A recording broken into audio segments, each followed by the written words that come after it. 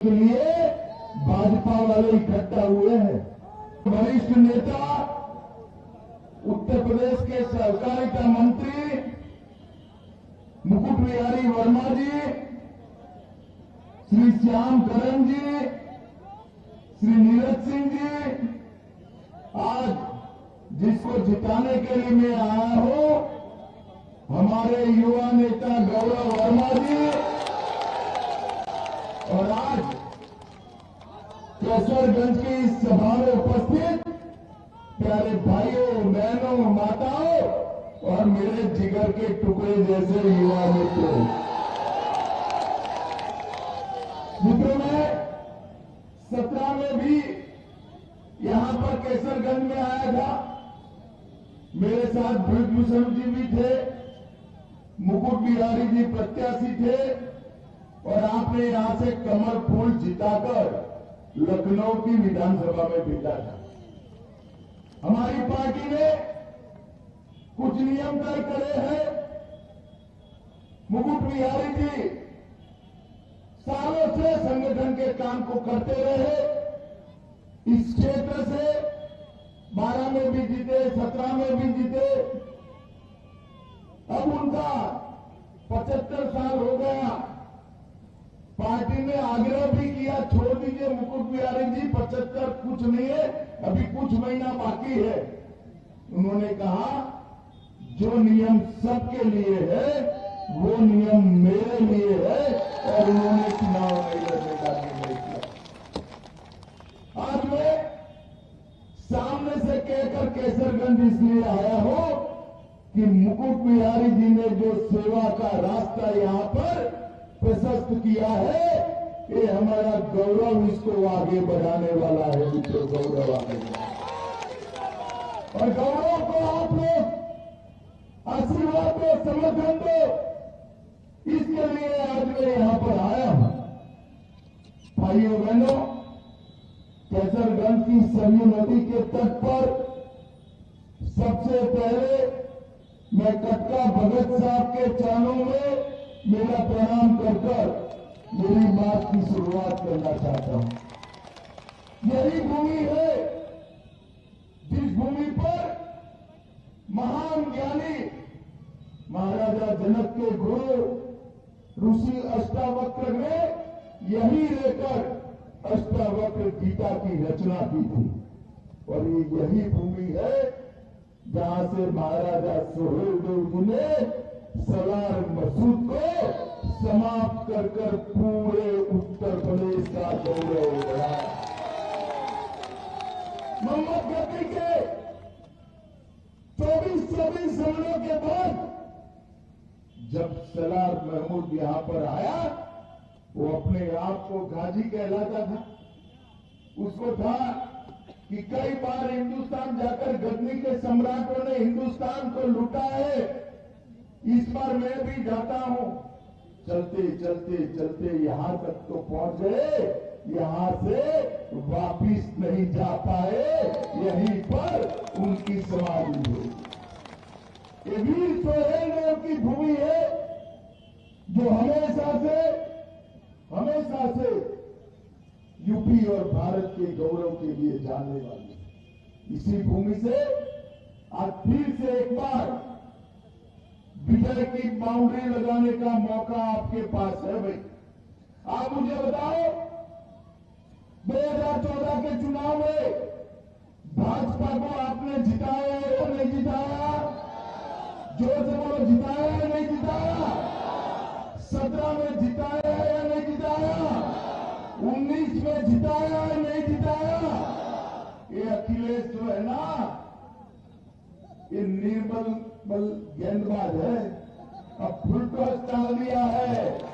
केसरगंज वालों उठाकर बाउंड्री लगानी है, वहां इसमें भी कमल फूल खिलाना है।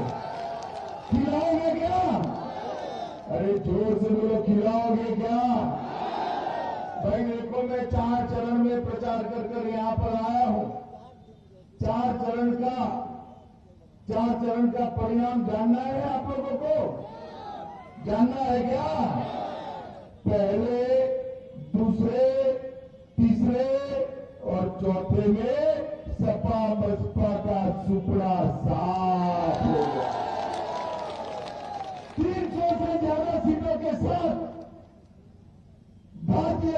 पार्टी की जीत की नींव 4 चरणों में डाली है।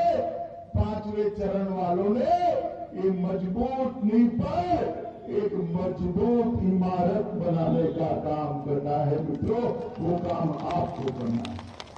मित्रों, हम 2017 में आए थे, हमने कहा था कि उत्तर प्रदेश में हम कानून और व्यवस्था को ठीक करेंगे। योगी जी मुख्यमंत्री बने, 5 साल में योगी जी ने चुन चुन कर माफियाओं को समाप्त करने का काम उत्तर प्रदेश के अंदर किया। मुझे बताओ भाई, आजम खान कहां है? अरे सुनाई नहीं पड़ता, जरा जोर से बोलो। आजम खान कहां है? अतीक अहमद कहां है? मुख्तार अंसारी कहां है? अगर गलती करी, साइकिल ला दी, तो जेल में रहेंगे क्या? रहेंगे क्या? बाहर आकर आपकी छाती पर मूंग दलने का काम करेंगे भाई। अगर इनको जेल में रखना है यूपी को और 5 साल तक बाहुबलियों से मुक्त करना है, तो केवल और केवल भारतीय जनता पार्टी और योगी आदित्यनाथ कर सकते हैं। योगी जी ने उत्तर प्रदेश में शासन ऐसे चलाया है कि दूरबीन लेकर भी कोई बाहुबली नहीं दिखाई पड़ता। हर जगह पे बजरंगबली ही बजरंगबली दिखाई पड़ते हैं। अखिलेश बाबू पूछते हैं कि क्या फर्क पड़ा है लॉ एंड ऑर्डर में? अखिलेश बाबू, आपकी आंख पर एक काला चश्मा लगा हुआ है, जो काला चश्मा पहनते हैं उनको सब काला ही काला दिखाई पड़ता है। चश्मा बदल दो, मालूम पड़ेगा। आपके समय में यूपी में 16,000 अपहरण के मामले हुए थे, 4,500 हथियारों के साथ डकैती हुई थी और 4,100 हत्या के मामले हुए थे। सभी प्रकार के 5 मुख्य गुनाहों में उत्तर प्रदेश देश में नंबर 1 था। योगी जी के राज में डकैती में 72% की कमी आई है। कितने प्रतिशत की आई है भाई?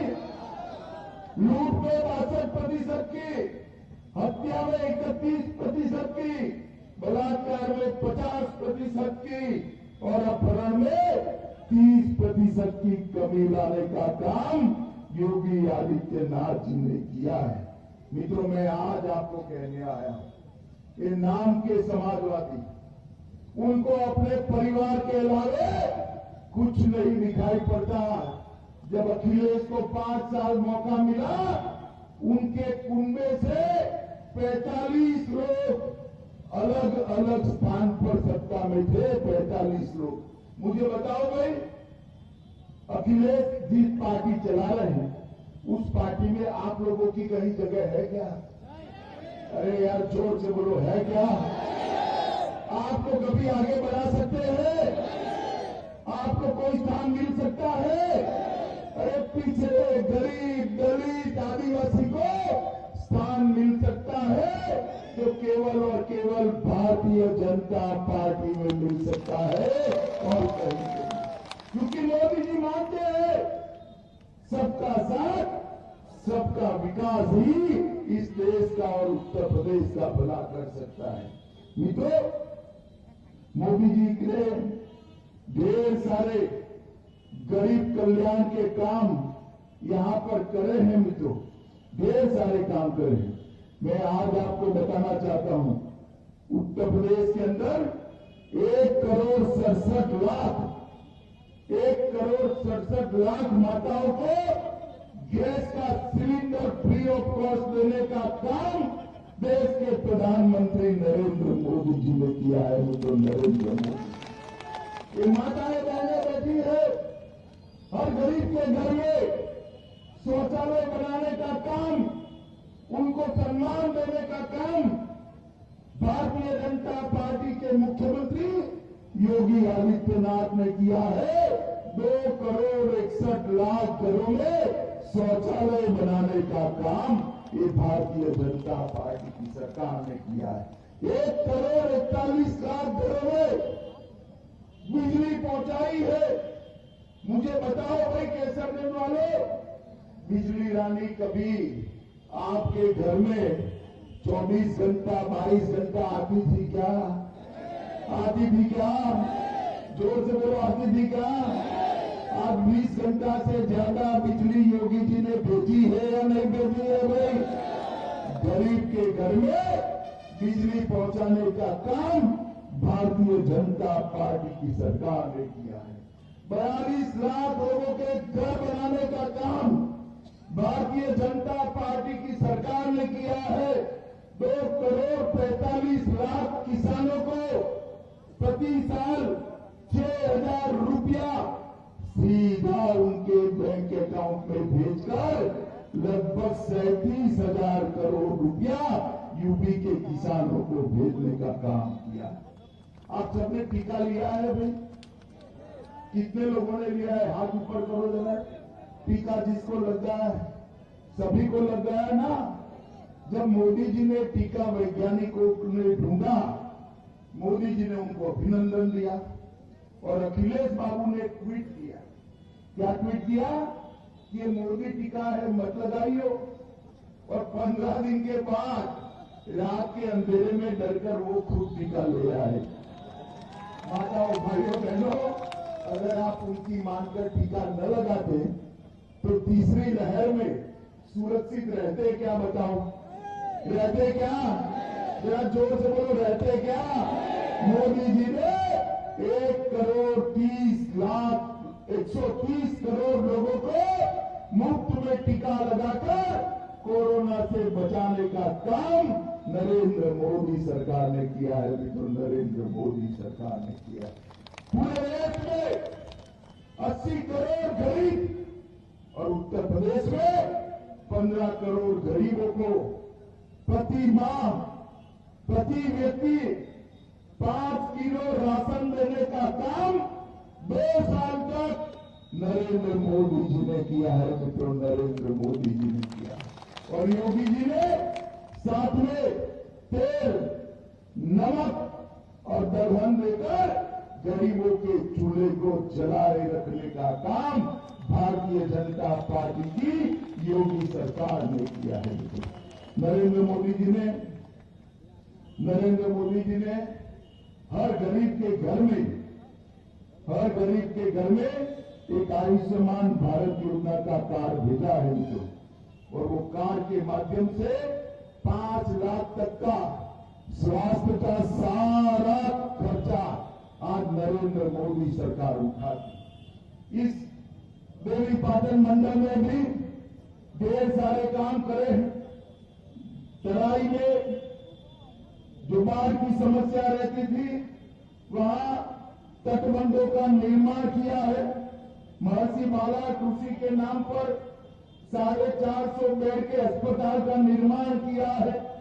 बहराइच में महाराजा सुहेलदेव का, जोर से ताली बजाना भाई, महाराजा सुहेलदेव का भव्य स्मारक भारतीय जनता पार्टी की सरकार बना रही है। मित्रों, लगभग 500 रुपया प्रति माह हर महिला के घर में भेजने का काम भी भारतीय जनता पार्टी की सरकार ने किया। मुझे अंत में इतना ही कहना है। आप मुझे एक बात बताइए भाई, ये जो कश्मीर है वो भारत का अभिन्न अंग है या नहीं है? जोर से बोलिए, है या नहीं? सभी मानते हो ना? है। तो मोदी जी 5 अगस्त 2019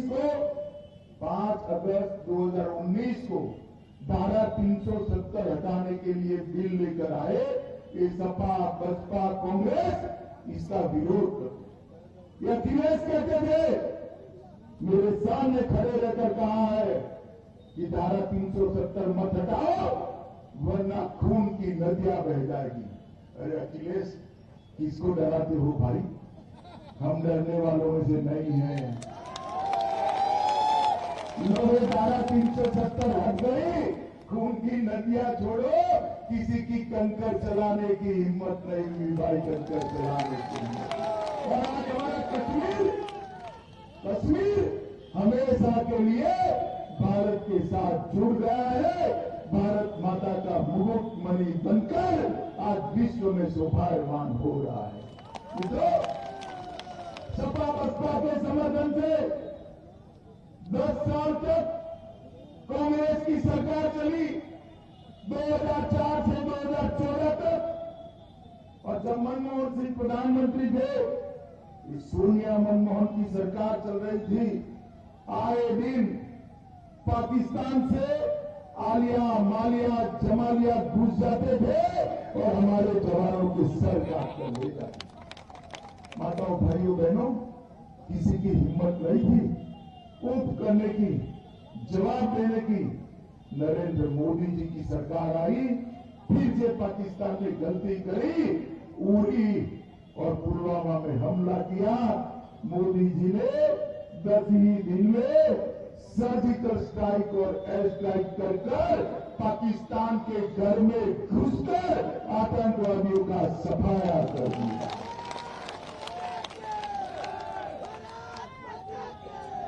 मोदी जी ने देश को सुरक्षित करने का काम किया।